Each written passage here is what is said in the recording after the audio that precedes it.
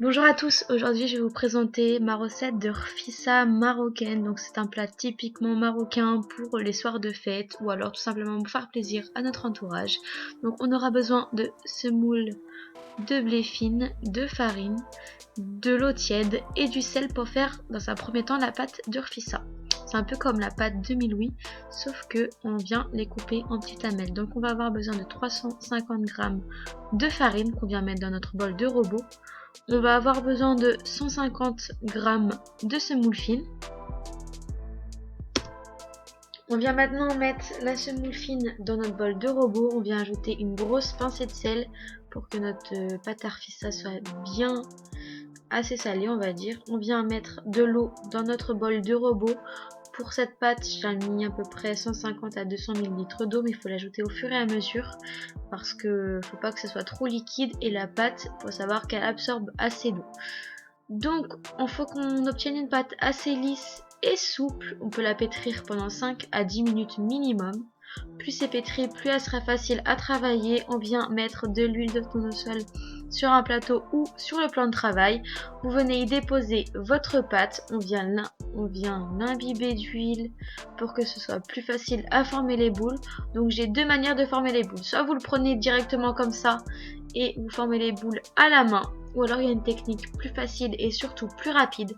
Vous venez rabattre tous les côtés de votre pâte en dessous et vous venez serrer vos deux mains avec votre pouce et votre index et vous allez voir, les boules sont déjà formées et prêtes. C'est un plat marocain qui est très long, mais vous allez voir, le résultat à la fin est juste splendide. C'est très compliqué à réussir la première fois. Écoutez, moi j'ai fait cette recette là juste avec vous, c'est la première fois que je le réalise et c'était une merveille. Donc je viens mettre de l'huile sur toutes les boules pour pas qu'elles sèchent le temps de la pause. Donc plus vous laissez poser, mieux ce sera. Moi j'ai laissé poser 2h30 ma pâte et je l'ai couvert avec un torchon. Donc pour les épices, pour le poulet, on aura besoin de ras el hanout, de gingembre, de curcuma, de poivre, de safran, de sel et de semen. On va ajouter maintenant 4 cuillères à café d'huile d'olive pour faire la marinade. Je viens bien mélanger toutes les épices avec l'huile d'olive et pour pouvoir ensuite mettre la viande à l'intérieur et laisser poser quelques minutes.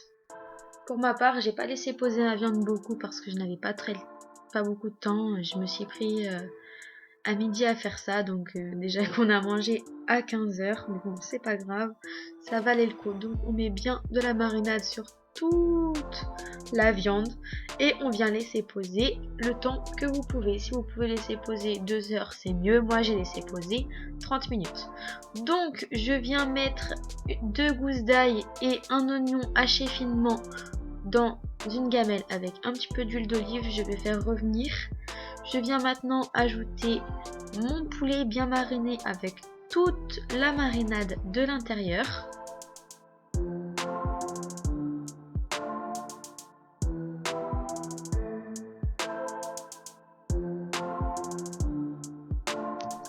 Et maintenant, j'ai haché préalablement un oignon coupé en lamelles. Je viens l'ajouter. Je vais faire fricasser tout ça pendant 5 minutes pour que ça prenne bien la coloration et que les oignons commencent à cuire.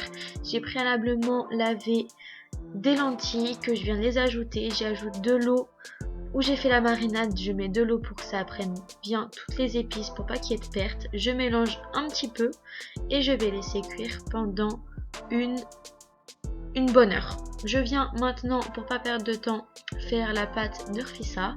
Donc sur le plan de travail, je viens mettre de l'huile.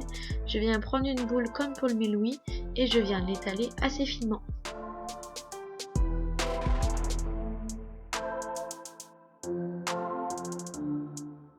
Pour ma part, j'ai utilisé une plancha, mais vous pouvez également utiliser tout simplement une poêle. Vous venez poser votre pâte sur le dessus, laisser cuire quelques secondes, mais il ne faut pas laisser cuire trop longtemps parce que sinon la pâte va être trop dure.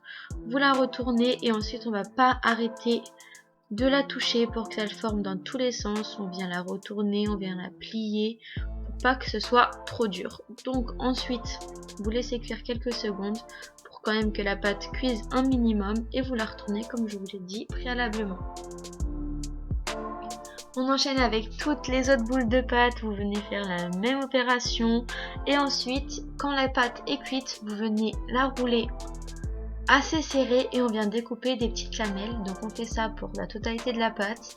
Moi j'ai fait toute cette recette pour 2 personnes, donc c'est pour ça qu'il n'y en a pas tellement. Maintenant je viens vérifier si mon poulet est cuit, si la sauce a assez de goût. Pour ma part j'ai ajouté juste un tout petit peu de sel, sinon c'était parfait. Je viens arroser mon poulet pour pas qu'il soit trop sec, je le retourne et voilà, je mélange un tout petit peu, faut pas trop mélanger parce que sinon la viande du poulet va s'enlever des cuisses. Maintenant on va faire cuire notre pâte arfissa, on va juste la faire réchauffer à la vapeur ou alors au micro-ondes, mais moi j'ai une machine qui fait de la vapeur, donc c'est plus facile pour qu'elle soit toute molle et pour que la sauce s'imprègne bien. Vous venez la mettre dans un plat. Bon, moi j'ai pas d'assiette marocaine typiquement marocaine, donc j'ai fait juste avec une grande assiette. Faut qu'il y ait des rebords assez hauts, comme ça la sauce ou quoi ne va pas partir. Je viens y ajouter mon poulet sur le dessus. Vous le disposez comme vous voulez, vous pouvez aussi mettre un poulet entier, mais bon, moi comme on n'était que 2, autant mettre que des cuisses et un filet de poulet. Je viens maintenant mettre les lentilles sur le dessus.